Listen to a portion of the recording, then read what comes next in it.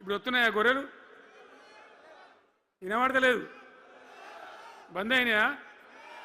ఎందుకు బంద్ అయినట్టు? మరి దానికి ఏం రోగం వచ్చే? మరి ఎవరికి ఇచ్చినట్టు? చేపలు పట్టే వాళ్ళ కోసం చేప పిల్లలు వేసినాం, ఇప్పుడు వేస్తాను రా.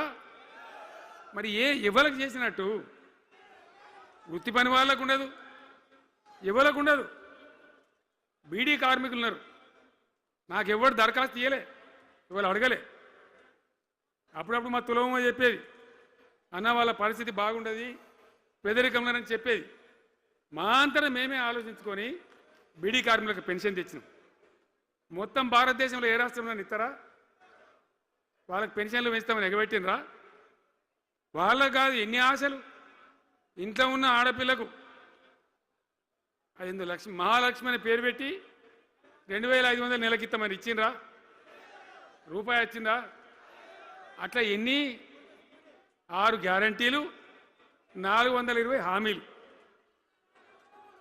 స్కూటీలు ఎక్కడ వాయే? స్కూటీల్లో మనలే, ఇంకా స్కూటీలు ఎక్కడి?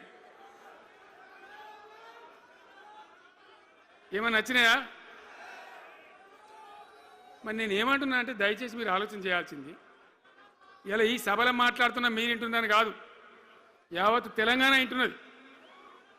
తెలంగాణ ప్రజలందరికీ నేను కోరుతాను, నేను చెప్పిన నిజమా అబద్ధమా, ఏం జరుగుతూ ఉంది తెలంగాణలో? ఈ సందర్భంలో ఖచ్చితంగా ప్రజల మంచిని కోరే ప్రతి వాళ్ళు ఒకటి కావాల్సిందే, మళ్ళా తెలంగాణ పునర్నిర్మాణ యజ్ఞం మళ్ళా ప్రారంభం కావాల్సిందే. దాన్ని ఎవడు ఆపలేడు. జర గాచారం బాలేకపోతే దెబ్బతింటాం, అంత మాత్రం చేత ఆగిపోతామా? ఊకుందామా? పోరాటం చేయాల్సిందే. వీళ్ళని నిలదీయాలి.